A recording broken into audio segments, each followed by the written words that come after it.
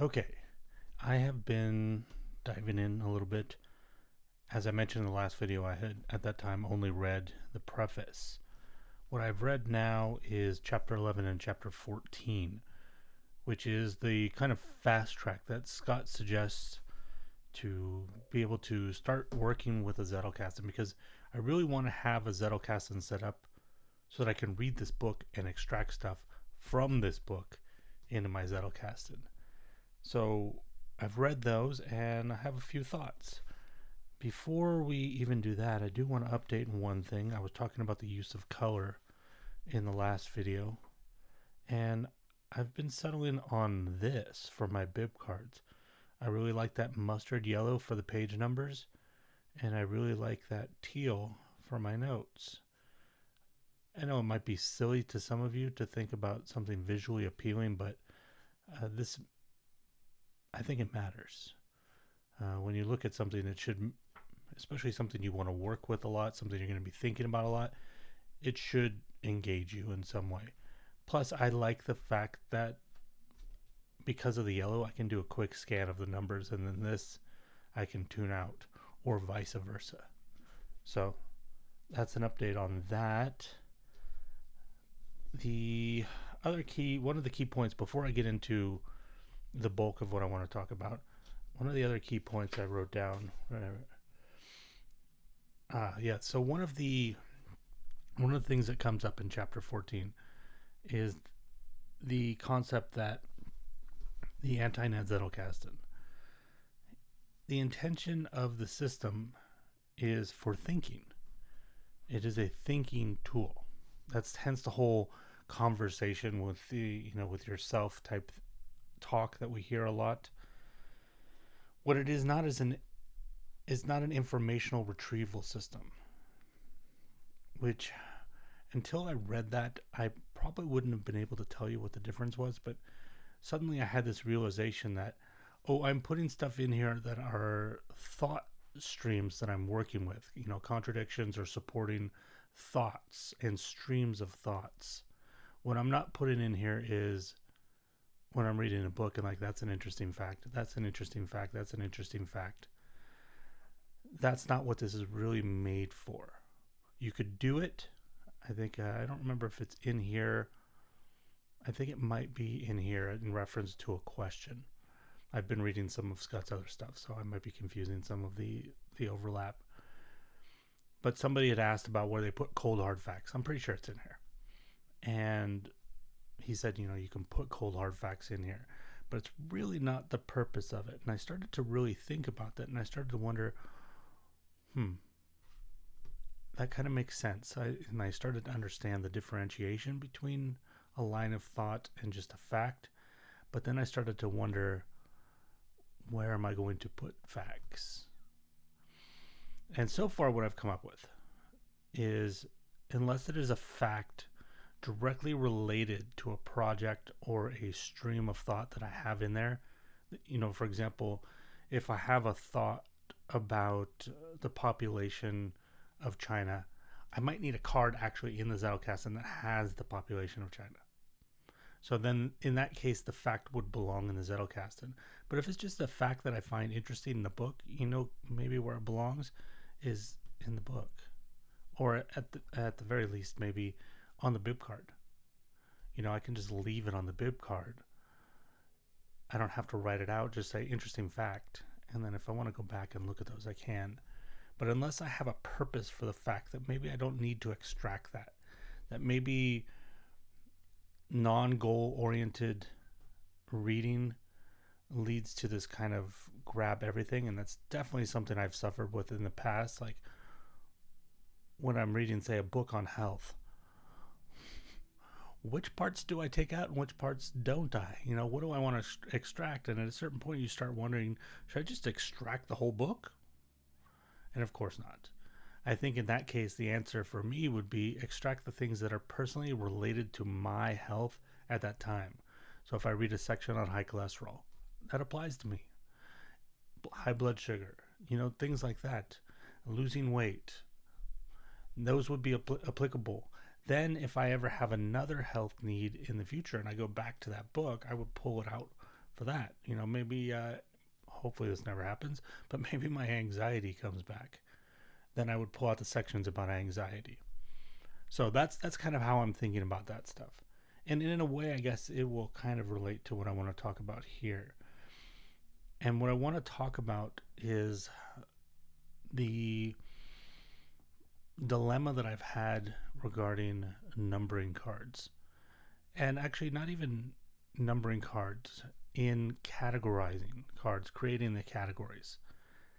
Because if you've read this book and you've gone over to the Lumen archive online and looked at Lumen's actual cards, you may have noticed that the way Scott numbers his cards, or the way he creates categories, I should say, both together, is very different than what Lumen did. Not drastically different, but very different. That's not a criticism. Actually, I think the fact that he's teaching his methodology is important, because he's not just copying Lumen. He's actually ingested what he learned from Lumen, and he's made changes that are applicable to him and probably to a lot of people. So I kind of want to talk a little bit about what I noticed the two differences are, and then where I'm leaning, because I do have to start making categories soon. My cards are starting to pile up. I need to start putting them in the box, and I haven't done that yet because I didn't know how I was going to do this. So when we look at Lumen, let's move this a little bit more this way. When we look at Lumen's categories, in particular, I'm going to reference his first Zettelkasten. I mentioned in the last video that he made two Zettelkastens. The one had, I think, 108 categories. The second one had 10. I had it backwards. I said last time that the first one was created with purpose, and the second one kind of developed on its own. It was the other way around. The 108 categories developed on their own. The 10 categories Zettelkasten were ones that he set forth before he started making cards, from my understanding and from what I've read. So I want to refer to the first one because I find what happens there to be more interesting to me. In looking at his categories, what I noticed is the categories he chooses are specifically project oriented. Now, in comparison, Scott's system of using the humanities list on Wikipedia is not project driven, it is categorization driven. What I mean by that is, here, let's take a look in the book. I'm only doing this for the images, so I don't want to be quoting stuff directly from Scott when people could read the book. So one of the first things he asks you to do is to, this is in chapter 11, The Hitchhiker's Guide to the Anti-Net. One of the things he asks you to do is to make cards for all of the academic disciplines. And one of those cards is number 4000, Formal Sciences. And he gives you a quote from Lumen, and that's going to be your first card for learning this, right? And then what he tells you to do is to find a place where that card's going to go. And following exactly the way he does it, he says it's going to be an information theory. Well, where would information theory fit? He says that would fit under computer sciences. So computer sciences would then be under 4000 or after 4000, which is the formal sciences. So formal sciences is 4000, therefore this being a branch off of that, he says that computer science would be 4200s. So cards in the 4200s would be referencing computer science. And then for information theory, we give it the number 4212. Okay? So what he's doing there is he's creating categories. I know we use the word categories, but I think the way that Lumen categorized things weren't actually categories. We'll get back to Lumen in a minute. What Scott is doing is actually categorizing. And by the way, I'm not saying either one is right or wrong, because I don't think there's a right or wrong when it comes to this type of stuff. I'm just noticing the differences between the two of them, and then I'm going to tell you which way I find more appealing. And then, of course, it may change when I start using it. So Scott is saying, I have this card. Where would this go? And you have a category of formal sciences. And among formal sciences, you have computer science. And then behind computer science, or within computer science, you have information theory. Ah, yes, that's where this card goes. So it is a library type of thinking, which is ironic as we're looking at library card index photo here.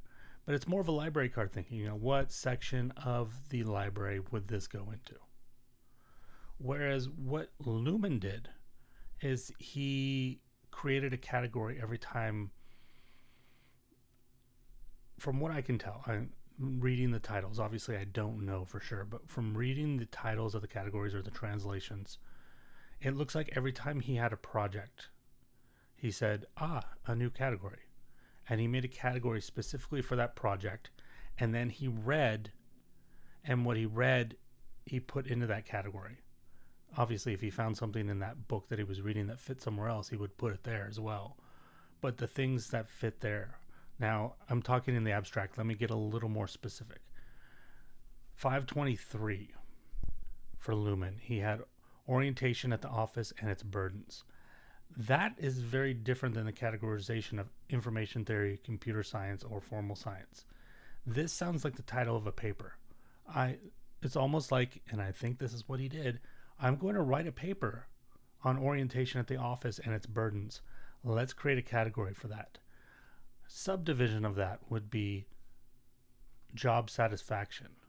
And a subdivision of that job satisfaction would be this topic of alienation. And then he filed things in there. And then when he had another project at a later point, or actually in this case it would be an earlier point, because this is 352, decision in this sense equals communication. That's not a category. That is almost like a statement. Decision in this sense equals communication. Subdivision of that, mathematical theory of communication. Another subdivision of that, decision information. Subdivision of division and information, entropy. So I think that's a big difference. It seems that Lumen starts specific. He starts as small as he can possibly get with his categories.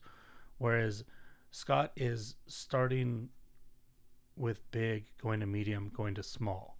Now the differences there would be, of course, in Scott's system, it would probably be easier to find things because of the categories. Like, I'm looking for something that has to do with science. Okay, which science? Formal science. Okay.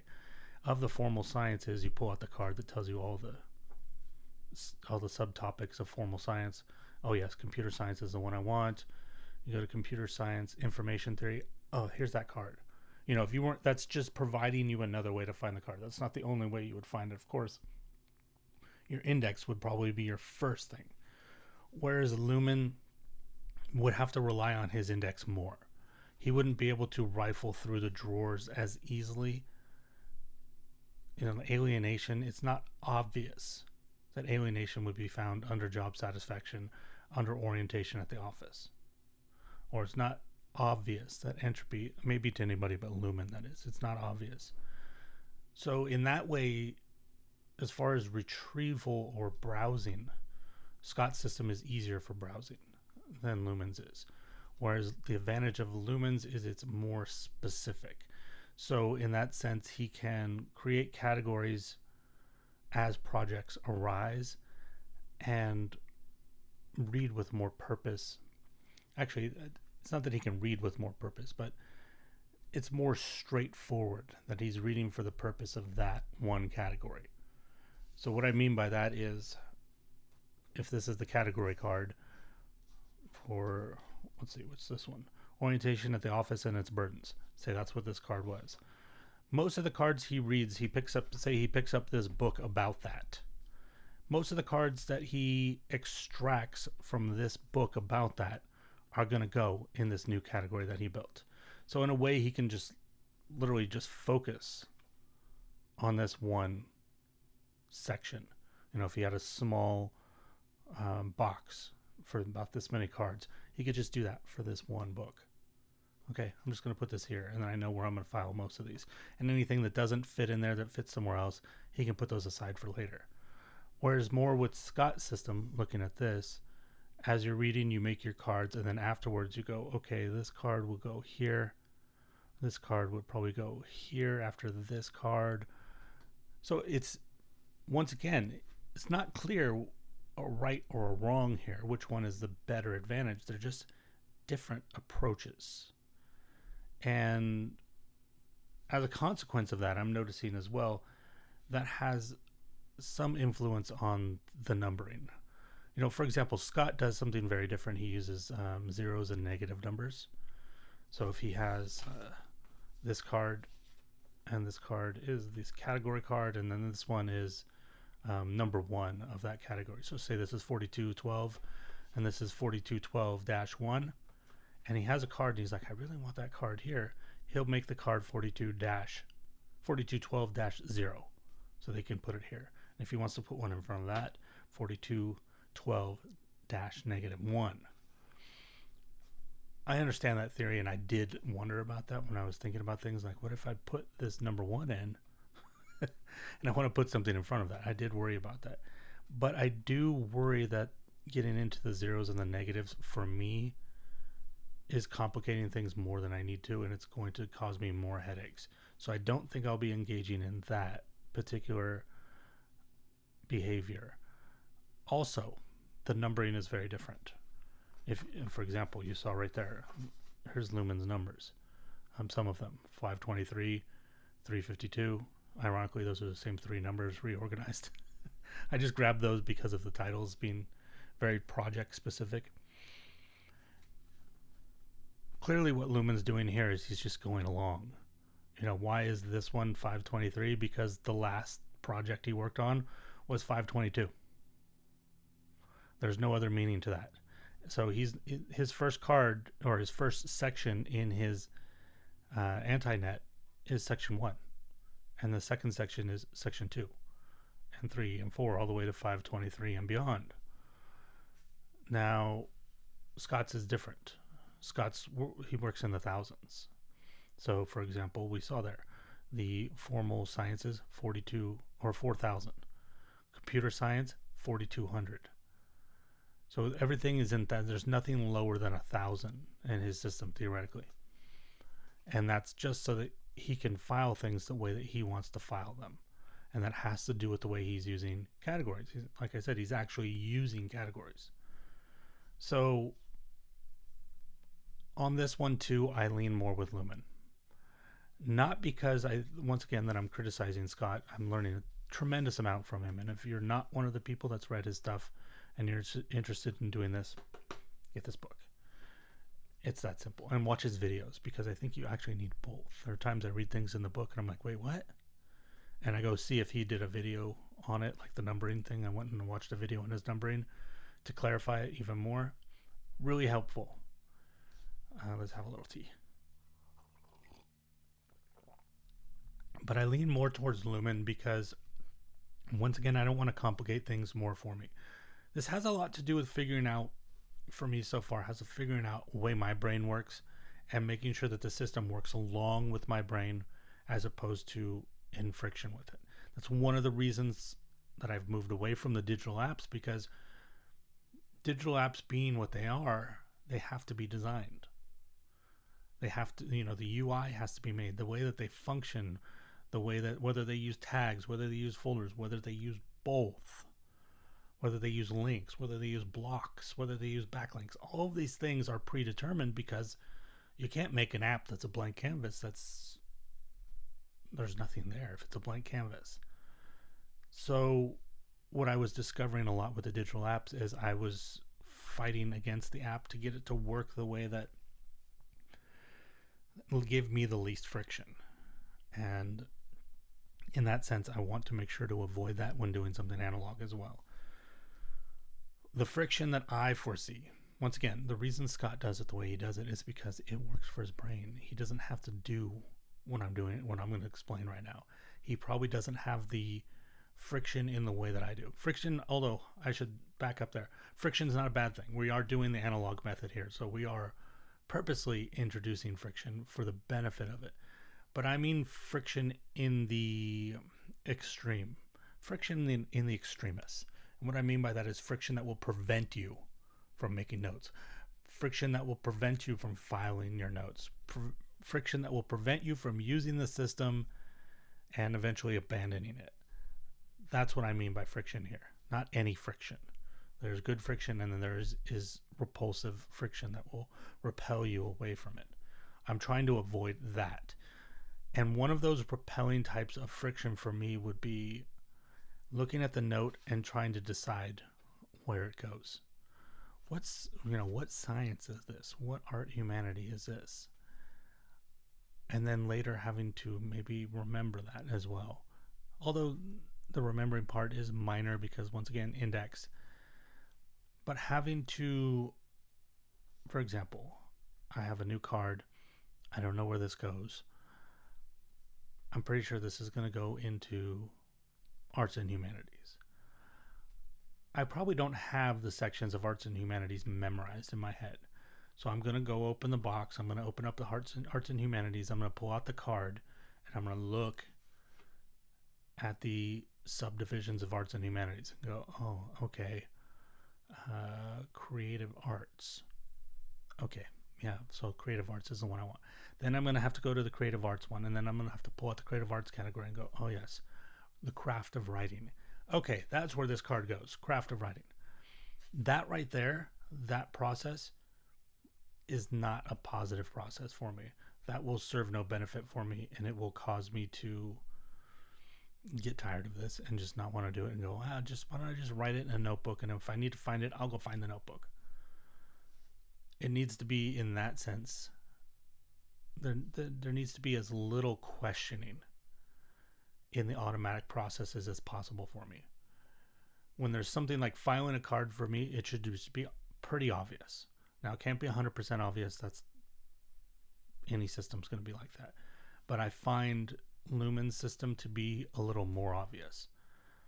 For example, I am interested in small towns in America and how they are kind of dying, and wondering if there's anything that can be done to revitalize small town culture and small town economy in America.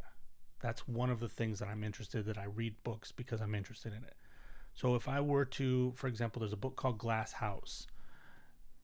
If this were Glass House, and I said, I'm going to read this, I know I am reading this book primarily with the goal in mind of contributing to that idea of what can we do about saving small towns.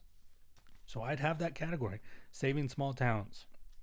And almost every card that I extract from this, I can mindlessly put in here. And I don't mean mindlessly in the sense that I'm not going to think about what card it goes before, what card it goes after, whether it is, divergent. That is a kind of friction that's good for me to think about where the card I'm entering belongs in the conversation that is already happening in my Zettelkasten. But having to think about what drawer I want to put it in, that for me would not be a positive type of friction. So by being able to say small town, small town, small town, and then perhaps through that starting to realize, this thread here, which is now this thick, about why people choose parking as opposed to making the town walkable. That's one of the topics. Maybe I have like 15 cards on that. Oh, I might want to make that a category. I can think about those things. I don't necessarily prescribe to the idea that I can't go in and change things in the Zettelkasten. Obviously, you don't want to change too much because card addresses and so forth. But in the beginning stages, I'm going to have to mess around with things and play around and see what happens. So right now, I'm drawn more towards the idea of, yes, I'm reading this book for this project. If I don't have a category for that already, let me create one. Number 352 or whatever. I think I find that appealing because it also helps me stay focused on why I'm reading books, which is benefit to me as well as I can say, wow, that was a bad formed sentence.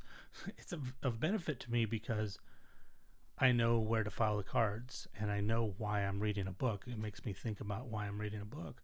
But it's also of benefit to me because sometimes I might pick up a book and go, what category or what project is this a part of? And if the answer is none, then I know I'm reading the book for pleasure and I can turn off that part. Whereas, it doesn't mean that I'm reading the book. Maybe I'm reading a novel. I might read something and go, oh my God, that reminds me of that project. Cool, I can still make a card. But for the most part, I know that, if I sit down to read the second book of Lord of the Rings, The Two Towers, I'm probably not reading it for a purpose. I might reread it for a purpose, discovering that there's something that relates to that small town project, perhaps. But it's a way for me to tame my brain. I mentioned briefly in the video before that I am on the spectrum, so I can kind of get caught up in the minutia of things. So if I don't reduce that negative friction as much as possible in systems that I use, then I will get lost in them. That's one of the reasons that I was drawn back to analog calendars, because the digital calendar was just a little too much for me to handle. So that's where I'm thinking right now. That's some of the thoughts. Got a little lispy there. Those are some of the thoughts that are on my head. Wow, we are not doing well with language right now. Maybe I just haven't had enough tea. Yeah, that was probably it. That's the progress I have so far in the book and with the system. I don't know how much more the book is going to play into these videos. So I don't want this to start to come across like, if you haven't read the book, watch these videos because he's going to give you a summary. No, I'm not. I don't want to do that to Scott, and I don't want to do it to you. If you're interested in this stuff, that's a positive friction right there. That you should read this and go through it. So let me know your thoughts. I know a lot of you guys have told me that you're digging these videos. I don't mean a lot. I say a lot, like there's thousands of you. But the those of you who have been watching these videos seem to be enjoying them and the format. So that makes me happy. The whole reason that I wanted to share these is just because I think it's really common on YouTube for people to make videos after they figure something out, which of course is incredibly helpful. As I mentioned, Scott's videos have been incredibly helpful to me, as have some other people who talk about Zettelkasten. But I've never felt that I reach a level of authority to come across that way. So I've always struggled with that. So for me, it's always been more interesting to learn in public. So that's what I'm doing here. If you guys have thoughts, suggestions, or just comments, anything, I'd appreciate it. Talk to you soon.